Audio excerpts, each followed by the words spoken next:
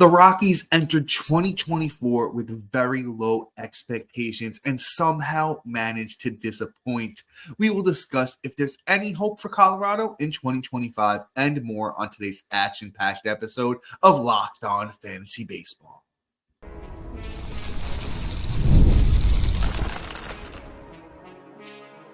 You are Locked On Fantasy Baseball, your daily fantasy baseball podcast. Part of the Locked On Podcast Network, your team every day. Hello, fantasy baseball fanatics, and welcome to the Locked On Fantasy Baseball podcast, brought to you by the Locked On Podcast Network, your team every day. As always, we're your number one source of fantasy baseball knowledge, and thank you for making us your first listen each and every day. I'm your host, Dominic Martino, riding solo today. If you're watching on YouTube and you haven't already, hit that little bell below. It will subscribe you to the channel and give you a notification every time we drop a new episode. And if you're listening on a platform like Apple or Spotify that allows 5-star ratings and reviews, we would truly appreciate it if you could do that for us as well, and give us a chance on the Subtext platform. This offseason, Matt and I are offering so much more on Subtext than we can in this 30-minute podcast, including very early rankings for 2025, very early sleepers, busts, breakouts. If you have any dynasty or keeper questions, you can also feel free to ask those on Subtext this offseason. We will be mainly answering keeper and dynasty questions only through Subtext, so if you are interested in joining us, the link is in our bio to our Subtext platform. Please check that out. It's definitely going to be a great time in there this offseason. And this episode is brought to you by Booking.com. Booking.yeah. The right stay can make you a fan of any city, even your baseball rivals. Book today on Booking.com, the official accommodation partner of Major League Baseball. Get the Booking.com app today.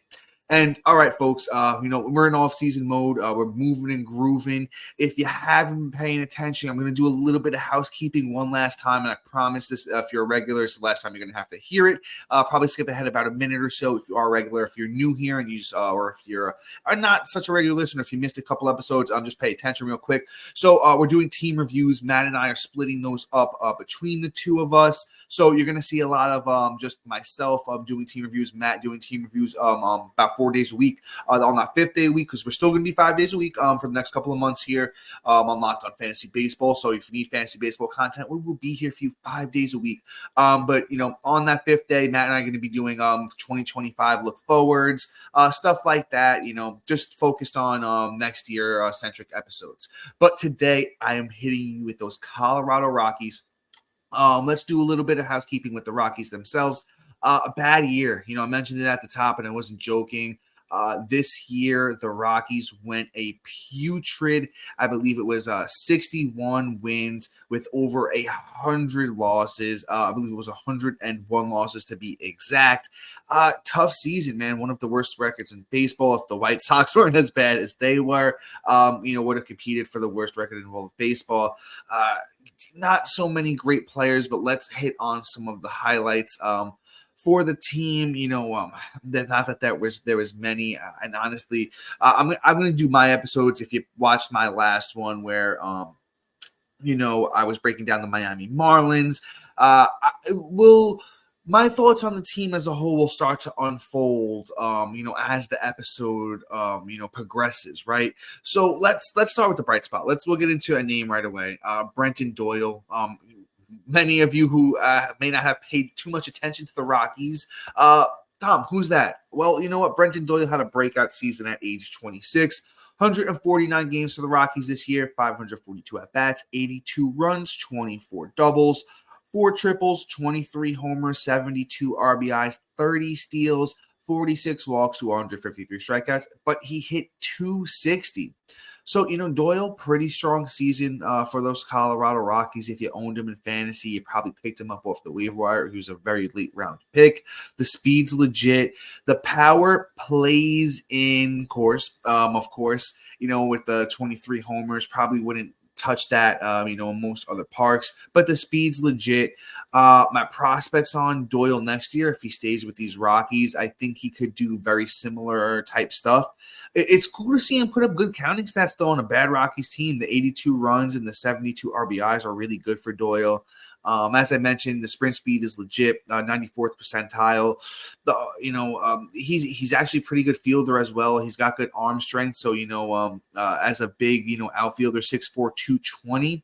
I believe in Doyle. I want to see where he's going to be ranked next year. It's going to be interesting.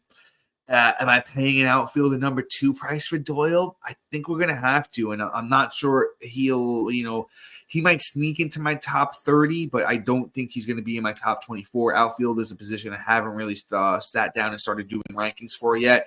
Starting pitching is looking good, though. Starting pitching is looking good in case anyone's wondering. I'll be dropping those on Subtext soon. So if you're interested in, starting pitcher rankings, you can check us out on Subtext once again. That's really, about enough on Doyle. I think I mentioned, 26 years old this year, 27 next year. A mediocre minor league track record at best, not super impressive. So like I said, for good reason, I don't think I'm going to have him inside of my top 24 outfielders. I think he could be a decent outfielder number 3. I really love him as a utility bat, but I'm not sure that's going to happen with the way the outfield as a position felt this year. But let's move on to another guy that had some outfield eligibility and first base eligibility, Nolan Jones. Super, super disappointed in Nolan Jones this year. I know he dealt with injury, but you know what? Nolan Jones just still wasn't good when he played. It was 256 at-bats, 28 runs, only 3 homers, 28 RBIs, 5 steals, and a 227 batting average for Nolan Jones. And I mean, I think there's a world where he can bounce back and be better next season. He's a guy that I don't see how we don't get a discount, like a nice discount too on Nolan Jones, right? We were paying up for him last year. Let's see. I think I could actually pull up where we were. I think I still have ADP handy to see where Nolan Jones was going. I know he was starting to move up with the 15th outfielder off the board. This draft season, the 2024 draft season, 53rd pick. He was a top 50 pick. Now, I don't think Nolan Jones is a top 100 pick, coming into 2025. But, there's a world where Nolan Jones looks super healthy in spring training, is hitting the cover off the ball, and, before you know it, he's back inside the top 100.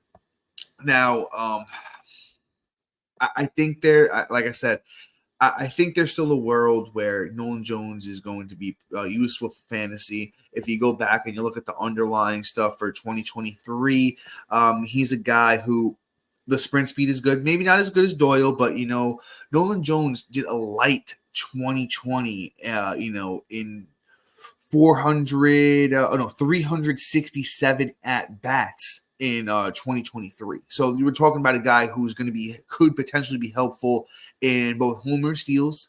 Batting average is something that Nolan Jones has done at times in the minors, and did it in the bigs, like I said, for about a little half a season plus in 2023. So he's 6'4", 195 pounds, has a nice swing. And, I'm trying to pull up his minor league tracker. Yeah, like I said, I just wanted to confirm. Yeah, mixed bag in the minor leagues for Nolan Jones, too. So he's like another Coors type hitter. I really had thought he had figured it out in, 2023. But it just seems that, I think between injuries and, the book being put out there on Nolan Jones after his strong output in 2023, I'm still going to be drafting in 2024. He'll definitely be going lower than, Brenton Doyle. So if we can get Nolan Jones as like our bench guy, I'm all for it. I'm all for it because it's not going to cost us too much. And, we'll be fine. He's a guy that you could wind up dropping, or he's a guy that can pan out. And I think in a full season in Coors, 30-30 is not out of the question for Nolan Jones with the plus batting average and an okay count, a Brenton Doyle of 2024 type counting stats with maybe like 80 RBIs, 85 RBIs with like 75 runs for Nolan Jones, hitting like maybe third in that Rockies lineup. Definitely very plausible scenario for a guy that I don't think we're going to have to pay too much for in 2025. I want to sneak one more name in. Let's do Ezekiel Tovar real quick. Ezekiel Tovar, I think he's another guy that, is considered a disappointment. We didn't have high expectations for him, but Actually, you know what? I want to change that. I'll scratch that. Tovar was better than I thought he was going to be, but in a weird way. I'll be honest with you. I didn't have a lot of Tovar this year, so I'm actually impressed. In 655 at bats for Tovar this year, 83 runs, 26 homers, 78 RBIs, 6 steals, and a 269 batting average. Okay. We can work with that. We can definitely work with that. For Ezekiel Tovar, 6 feet tall, 162 pounds, 23 years old. Sprint speed actually worse than Nolan Jones.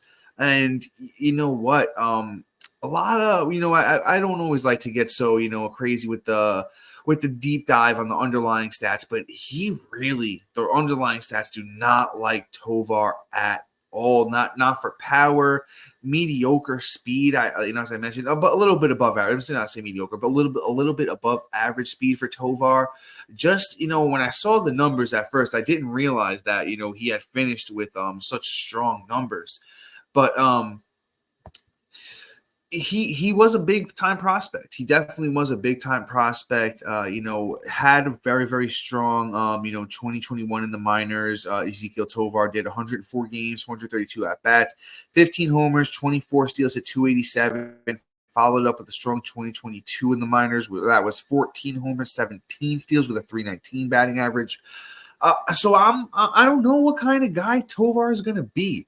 I never looked at him as a power guy. I don't think he ever graded as a strong power hitter. I think being in cores is beneficial to him. A lot of strikeouts for Tovar. 200 strikeouts this year for Tovar to only 23 walks. You know what? He's not somebody I'm going to be buying. I'm not going to be buying heavy on Tovar. I don't think he'll be in my top 10 shortstops. Maybe he'll make top 12 just because of the upside here in cores, and he is only 22. So it's just weird to see him hitting for that much power, not really stealing bases, because I thought it was going to be more of the other way around for Tovar. I thought he was going to be really in on stealing bases, and, the power was going to take a little bit more time to, get there. But you know what? He could be a 30, 20, 28, 30 home run guy with maybe 20 steals. But let's see where things go. You know what? I got to deep dive on Tovar a little bit more because he's a very intriguing player. So you know what? I'm going to get back to you guys on Tovar because still a very mixed bag type player for me because you know what? I'm in, I'm out, I'm in, I'm out. It's just – it's tough, but you know what? I don't want to spend too much time on him. Like I said, we'll get back to Tovar at another time. But I got one more bat. We're going to definitely talk about some Rockies pitching and not in a good way. And then we're going to do prospects coming up next.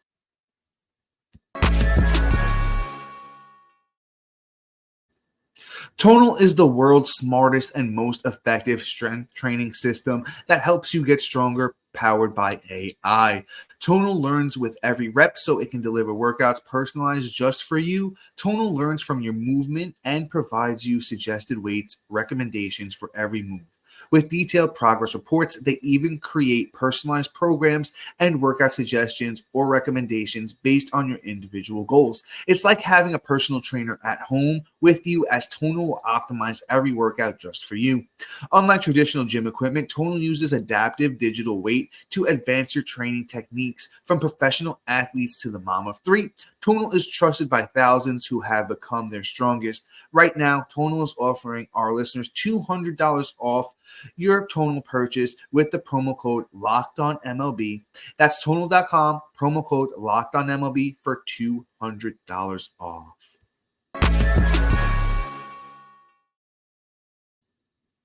And are you watching Fox Sports or ESPN on your TV all day and have to turn down the volume with all that shouting? Make the switch over to Locked On Sports Today, a free 24/7 sports streaming channel program for your everyday to bring you the biggest stories without all that screaming. Locked On Sports Today brings you can't-miss analysis, opinions, and news streaming 24/7 on YouTube or the free Amazon Fire TV channels app, part of the Locked On Podcast Network, your team every day.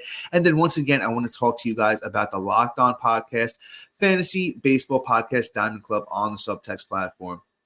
As we get into this off season, you can rely on Matt and I for dynamic content, including way too early rankings, sleepers, bust, breakouts. You can ask us all of your dynasty and keeper questions, and it's just a great time to get that edge on your competition by looking at way too early rankings and being able to discuss them in a community of a bunch of great guys, including Matt and myself. So it's a lot of fun on the Subtext platform. You can head there where the path to your victories are going to begin. Subscribe now and elevate your fantasy baseball experience to a new level.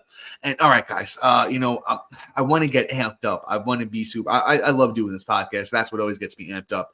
But talking about the Dodgers, one guy he gets me amped up still a little bit. Let's talk about Brendan Rodgers, and I'm a big. Well, I don't know if I'm still a truther, but I love me some Brendan Rodgers, man. I think he's a talented player, a guy that's dealt with a good amount of injuries over the years, and hasn't really got to show off the skill that's actually there. Even dealt with a couple of injuries this year as well, but a decent year for Brendan Rodgers. 135 games, 501 at-bats, 67 runs, 29 doubles, a triple, 13 homers, 54 RBIs. He stole the first bag of his career this year. We're not expecting much more of that, but 31 walks to 132 strikeouts and a 267 batting average for Brendan Rodgers. But it's very reminiscent of the 2022 season, right? So, is there another level? Is this who he is?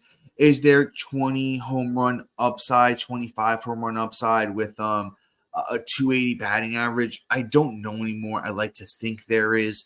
But at 27, the book's pretty much written on you at that point in your career when you've been around as long as Brendan Rodgers has.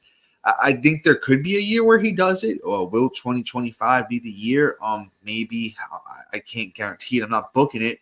But you know what? He's another guy that I don't think we're going to have to pay too much for in those deeper leagues, those 15-mans, those NL onlys, second base eligibility for Rodgers, which is pretty cool. It's a very tough position to fill in fantasy.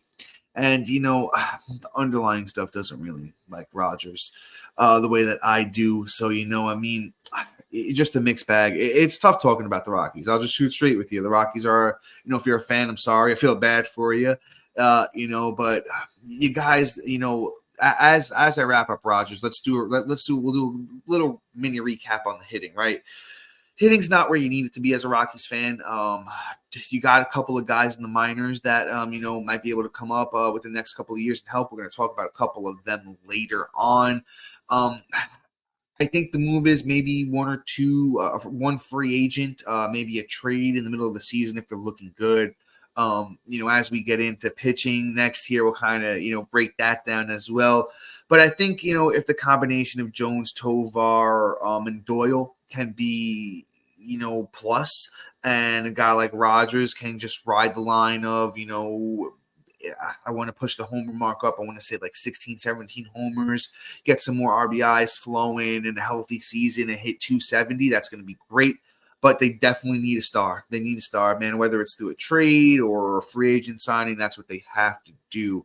And before, I move into pitching and, go over the Rockies starting pitching staff and a little action at closer. And then we'll do prospects, as I mentioned. All of that is coming up next. And guys, I want to talk to you about my friends at booking.com. Explore those U.S. cities you always secretly wanted to learn more about, those other baseball cities. Your rivals are very, very, interesting, so you can always check them out. So, maybe it's time to taste test your baseball competition stadium's cuisine. Locally on booking.com, you can find the stadium state that's just right for you. With Booking.com's wide variety of choices across the USA, you can go incognito to even your baseball rival city. The right state can make you a fan of any U.S. city, even your baseball's rivals. Get to booking now on Booking.com. Booking.yeah.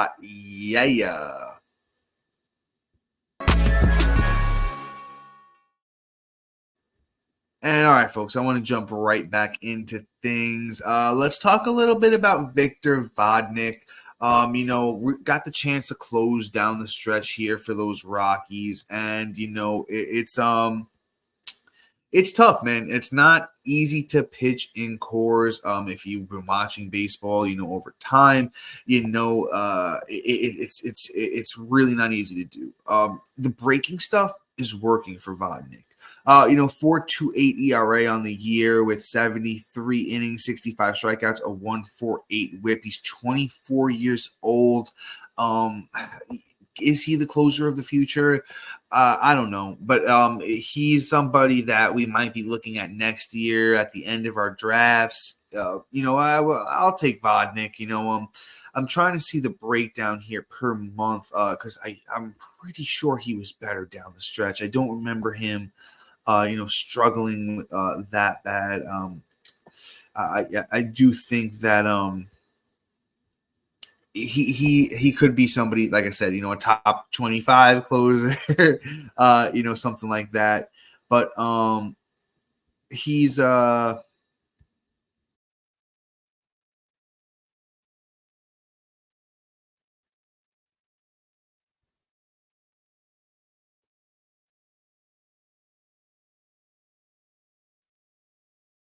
Yeah, he's actually I was thinking about it backwards. So he was a little bit better at the beginning of the season. Vodnik had a strong April, March, May, struggled in June, was a little bit better in July, and then kind of struggled to the finish line. So excuse me, I was thinking about it backwards for Vodnik. We'll pay attention. If he's doing good in spring training, we'll give him a chance. At 24 years old, he has decent stuff. It played okay in cores at times, so we'll keep an eye on him. But now here's the fun part. Let's move into the Colorado Rockies starting pitching staff as a whole, because I'm not highlighting any one of them because they don't deserve it. I'm sorry, guys. The Colorado Rockies had the worst ERA in all of baseball this year as a pitching staff. A 5.47 ERA for them. It wasn't good. It really wasn't a good season for them at all. We'll talk about the culprits of them being so bad. So Austin Gomber made 30 starts this year for the Rockies, had a 4.75 ERA. Ryan Feltner started 30 games for the Rockies as well, had a 4.49 ERA. Cal Quantrill actually made 29 starts for the Rockies this year and had a 4.98 ERA. Kyle Freeland, 21 starts for the Rockies this year, a 5.24 ERA. And Dakota Hudson, the man, the myth, the legend, 18 starts this year, a 6.17 ERA. So if we had to pinpoint any one area specifically that the Rockies need drastic improvement, it's the starting pitching staff. What else can you say? It's a bad outlook. It's a bad outlook for the Rockies starting pitching staff. They need to find the likes of Ubaldo Jimenez. Just if they had one guy that could anchor that staff and maybe even it's a veteran, maybe it's a guy that can come in, figure it out, unlock the trick to pitching in cores, because I still don't think the Rockies themselves as a franchise have been able to figure out that secret and, pass it along to their starting pitchers. Herman Marquez is another name that comes to mind when, I think if he's healthy next year, he's still on the team. He's going to be in the shot for rotation. He could bring some sort of semblance of good starting pitching there. He's a guy who always, is a big second half guy, Herman Marquez. So he's somebody that can be good for the Rockies next year with starting pitching staff. But they're going to have to make some moves, man. If they really want to compete and have any chance of being good next year, the pitching staff has to be, the main focus of getting it right and seeing, hey, what's the plan here for this? Because you can't go on with Gomber, Feltner, Quantrill, Freeland, Hudson. That, man, it ain't cutting it. Those guys weren't, like the Dakota Hudsons and the Cal Quantrills weren't good on other teams, and they're going to come over to cores and be good. It's not happening. I'm not for it. I think you're putting out a bad product for your fans right now as far as the starting pitching goes. It doesn't feel like there's any trying there with it, because you're not even getting pitchers that were good on other teams and bringing them in and trying to have them succeed. It's bad starting pitchers on other teams, and it's not cutting it. It's not fair to the Rockies fans, man. It's really not fair to put this kind of pitching product out there. I think the advanced analytic guys need to get in there and look at what's the trick, to the pitchers that do pitch good in cores. Maybe lock in with some of those starting pitchers and try and find the combination between the analytics and the pitching and see what's the thing that matches there, as far as, figuring out what it's going to take to get good production from Rocky starting pitchers. And that's that. I don't really want to hate too much. I'm drinking the haterade big time with the Rockies pitching because it's just atrocious, and I really hope there's better things coming. A little transition, maybe there is. Let's talk about Chase Dollander, the Rockies' top pitching prospect. I'm a fan, and Matt and I actually did talk about him at the little bit at the end of the season. If you happen to catch that one, with Chase Dollander, he's a big righty, 6'2", 200 pounds. And he's good, man. He's got good stuff. He's got a really good fastball, mixes in a slider and a changeup as well. The control is what needs work here. He gets up there and touches, 99, sits around 96. He's got a tight slider that, gets up, around the low 90s. And then there's a curve, he mixes in a curve too, as well. It's not, it's a mid 70s curveball. It's not super reliable yet, but he's a kid that could work on these pitches and we could see something, good. This year in the minors between high A and double A, Dollander had 23 starts, a 2.59 ERA, 118 innings, 169 strikeouts. Batter has hit 215 against him, and he had a 119 whip. I would love to see the Rockies at least give this kid a chance and let him pitch in, the bigs and cores and see what he can bring to the table. There's a chance, man. There's a chance where there's a will, there's a way. But, when I say there's a chance, it's not I don't think it's a big chance, to be honest, because you know what? A guy with control issues, young, yeah, we'll see. We'll see. If he can figure it out, maybe he can come up and get the stuff to play in cores. Honestly, I think it's still a mystery. Team that's not like hasn't been around forever. So the secret, still is something that I think we can be unlocked, right? But let's go from their top pitching prospect to their top hitting prospect. Let's talk some Charlie Condon. Condon's a big 6'6", 216, 70 grade power. That's what he's known for. I watched a lot of Condon, while he was playing in college. Big time power, 37 bombs, in college last year. Well, not last year, I guess 2 years ago now. He's really good, man. He hits for a little bit of average, but he struggled this year. He struggled this year in high A. He only hit 180 with 34 strikeouts and 4 walks, 1 homer. I think he's a ways out, and he's 21, and he's not super young, but he's still fairly young. We'll see where this goes. When I was talking about Condon with Matt, on the podcast, if you did see that one, I was more of an advocate of this guy could be like a 260, 70 hitter in cores, but he could hit 40 home runs. Matt, I think, sees some a little bit more of a better average hitter and, maybe a little bit less pop, but we'll see. We'll see where it goes. There's a reason he was the third pick, in the 2024 draft. Big man. I think the power is going to play when he gets the call up. So, keep your eyes out for the young Charlie Condon. I think so. Let's talk best case scenario, right? Let's go for it. Team review, team look forward. Let's talk about it. I think best case scenario, right? You get the Jones, Tovar, Doyle production, and Rogers is your kind of just like steady. Okay, he gets on base and he can hit a home run every once in a while.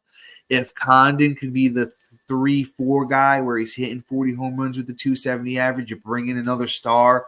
Dollander comes up midway through the year. He's rocking and rolling. You somehow acquired a Jack Flaherty or something like that. You paid him enough money to come and pitch in cores, and he unlocks it. So you got Flaherty, Dollander. You almost like that Tigers team from this year that we're watching, be very, very productive in the playoffs, surprising a lot of people.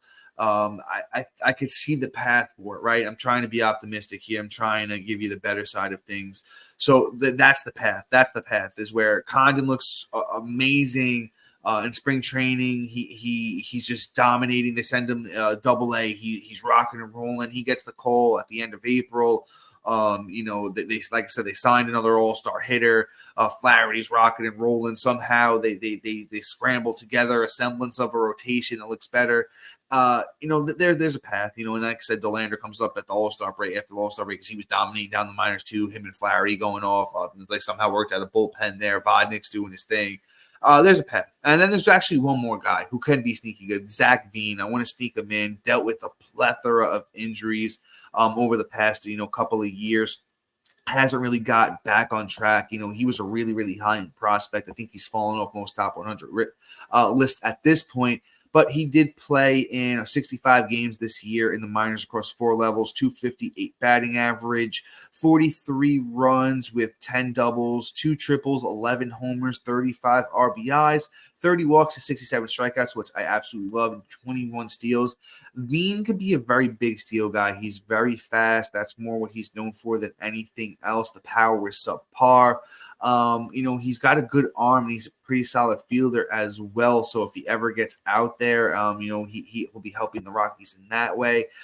So I want to see what Zach Veen can bring to the table because I think he potentially has Anthony Volpe type skills. I know that might not be impressive to everybody, especially the way Volpe, kind of started off really hot this year and finished slow. But, Veen could be a 250 hitter with 30, 40 steals, a tiny bit of pop, and, contribute to this Rockies team being better in 2025. Guys, with that being said, though, I'm going to call that one an episode. Shout out to our everydayers and new listeners making Locked On Fantasy Baseball your first listen each and every day. And after you're done watching this and you're making Locked On Fantasy Baseball your first listen each and every day, make Sully over at Locked On MLB your second listen each and every day. He's doing a great job of covering the playoffs over there where we're more, getting into reviews and 2025 look forward. You could check him out, tell him that we sent you. But guys, until next time, see ya.